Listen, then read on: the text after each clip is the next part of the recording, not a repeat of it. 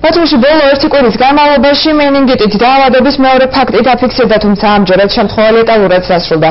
ბაქტერიოლოგიური მენინგიტით გუშინ კერძო სკოლა ევრო 2000-ის ქართული ენის პედაგოგი გარდაიცვალა. 44 წლის ქალბატონს მენინგოკოქცემია დაუდა სტუდარ სკოლის დირექტორის განცხადებით, ქალბატონი რამდენიმე დღის განმავლობაში ავადმყოფობდა. სიტუაციის დამძიმების გამო იგი რეფერალურ საავადმყოფოში გადაიყვანეს, თუმცა მკურნალობა უკვე დაგვიანებული აღმოჩნდა. სკოლაში ამ დროისთვის სასწავლო პროცესი შეწყვეტილია, მიმდინარეობს სადეზინფექციო სამუშაოები. პედაგოგთან კონტაქტში მყოფ ყველა პირს ანტიბიოტიკები გადაეცათ, მათზე დაკვირვება 1 კვირის განმავლობაში გაგრძელდება.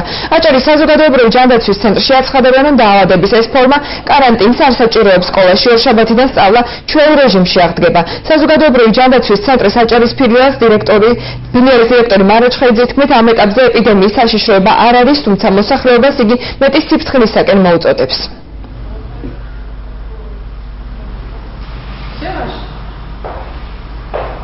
დაფიქსირდა ასეთი ფაქტი, რომ გარდაიცვალა ჩვენი სკოლის პედაგოგი მოულოდნელად, დღეულად პრევენციულ ღონისძიებებს ჩატარდა დეზინფექციის სამუშაოები სკოლაში.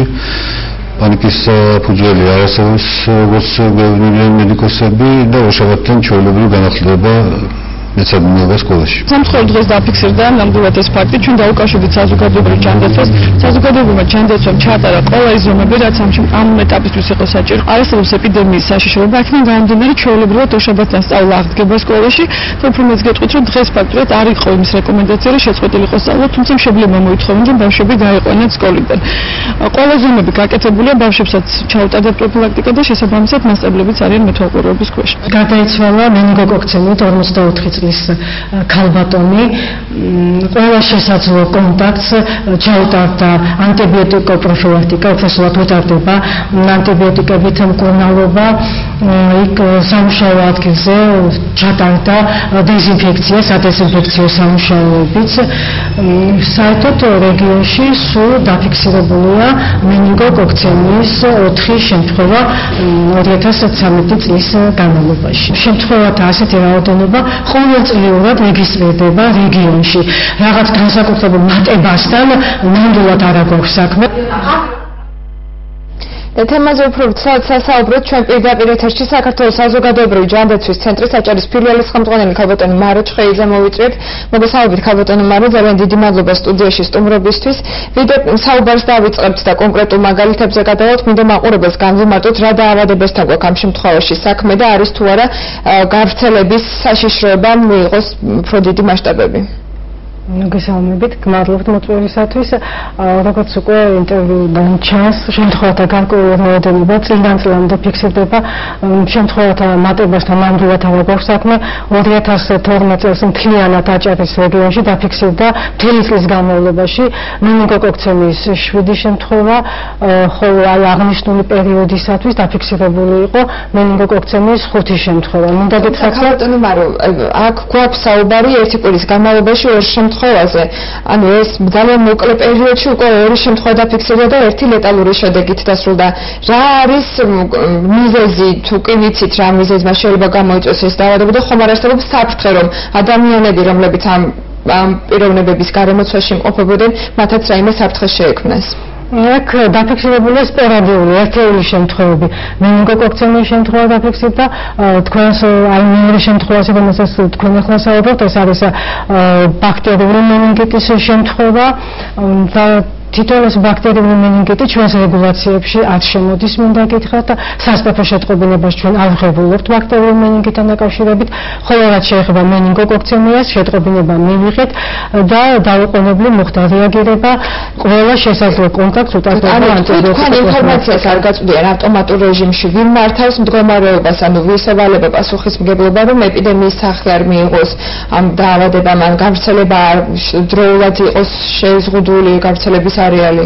თითო არსებობს ასეთი ნორმატიული აქტი 0127-იანი, რომელშიც განსაზღვრულია ყველა ის დაავადება, ყველა ის ნოზოლოგია, რომელზეც ხდება სასწრაფო შეტყობინება. რა თქმა უნდა, ეს ნორმატიული აქტია, მას ჩვენთვის აქვს ის ძალა, რომლის მიხედვითაც ჩვენ შემდეგ უკვე ვაკეთებთ რეაგირებას და ჩაითვალა, რომ სწორედ ეს გარკვეული ნოზოლოგიების უნდა შემოვიდეს სასწრაფო შეტყობინება. ქალბატონი მესმის ხა თქვენ რასაც საუბრობთ, მაგრამ მაყურებლისთვის რომ უფრო ნათელი იყოს და იგივე იმ სკოლის მოსწავლეების, მშობლებისთვის რომ თემა ნათელი იყოს, უფრო მარტივად რომ განმარტოთ. ძალიან მარტივად არ ექვემდებარება ბაქტერიული დაუზუსტებელი ბაქტერიული მინინგიტი იმ ღონისძიებებს, რასაც მაგალითად მენინგოკოქცემია.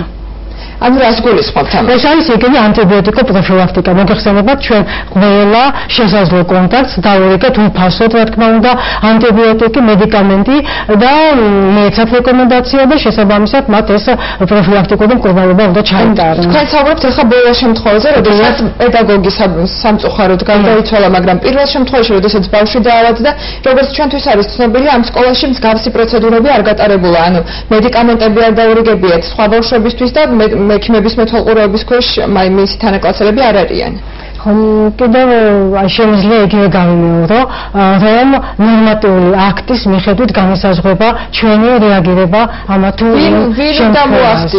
ეს ნორმატიული ამ შემთხვევაში რეაგირება ჯერ თვითონ პაციენტი, რა თქმა მიმართა სამკურნალო პროფილაქტიკურ დაწესებულებას, პაციენტი იზოლირებულია. არა, ჩვენ ამ შემთხვევაში ქალბატონო მარო საუბრობთ სასკოლო დაწესებულებაში. ანუ სკოლას ბევრი ადამიანი სკოლაში სანიტარულ დაცვის მდგომარეობას აკონტროლებს ბევრი უწყება. ამ შემთხვევაში რომელი უწყების კომპეტენციასთან გვაქვს საქმე? მე მინდა გითხრათ, რომ ეს ის შემთხვევაა, რომელიც რაღაც სპეციფიურ დეზინფექციასაც, სადეზინფექციო სამუშაოებსაც არ ექვემდებარება.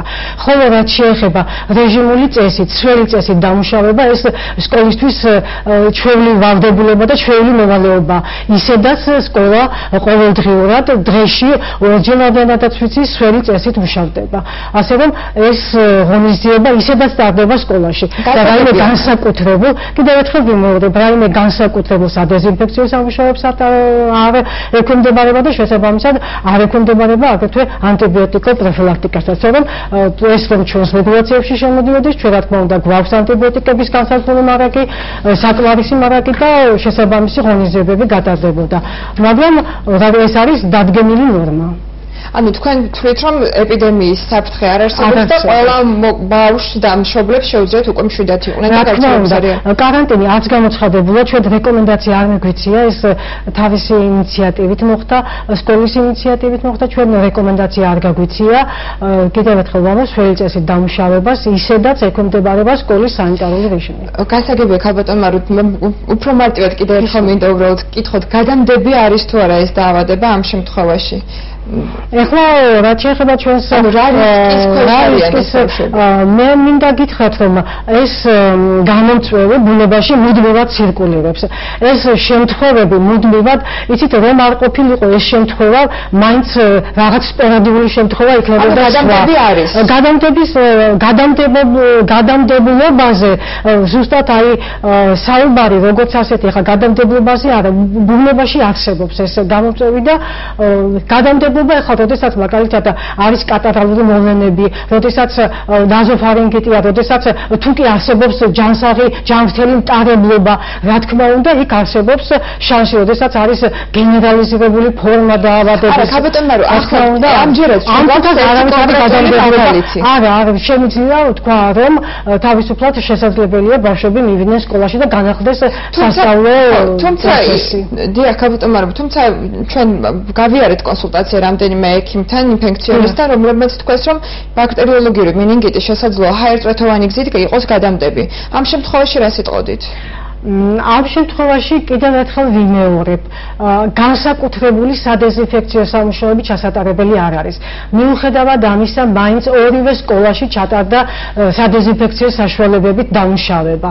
მაგრამ სწორედ ის, რაზე ჩვენ უკვე ვისაუბრეთ, სველი წესით დამუშავება, განიავება, აი ესეთი მარტივი ღონისძიებებით შესაძლებელია, სწორედ აი ეს როგორ შეიძლება ხარ რჩევის სახით რომ მივცეთ მაყურებლებს უბრალოდ რამდენიმე სიტყვით როგორ შეიძლება თავი ავარიდოთ მსგავს დაავადებებს თუ არის რაიმე გაწერილი რეკომენდაციები, რომლითაც ჩვენ შეგვიძლია ადამიანებს მოუწოდოთ გამოიყენონ ეს რეკომენდაციები და თავი დაიცვან. საერთოდ ეხლა ესეთი პერიოდია მოგეხსენებათ, აი თუნდაც ეხლა იწყება ზემოსასუნთქი გზების ინფექციების მატება და საერთოდ ყოველთვის ჩვენი რეკომენდაციაა ნებისმიერ ნებისმიერი კლინიკური ნიშნების გამოვლენის შემთხვევაში, რომელიც მიგვანიშნებს ამა თუ იმ პათოლოგიაზე, ნუ შევუდგებით თვითმკვდარობას. აუცილებლად მიმართოთ ექიმს. ჩავიტაროთ ექიმის კონსულტაცია და თუ საჭირო იქნება შესაბამისი მკურნალობა. ძალიან დიდი მადლობა ტელემაყურებელს. შევახსენებ, რომ პირდაპირ ეთერში ჩვენთან საუბრობდა საქართველოს საზოგადოებრივი ჯანდაცვის ცენტრის აჭარის ფილიალის ხელმძღვანელი ქალბატონი მარო ჩხეიძე. განაგრძობთ გამოშვებას.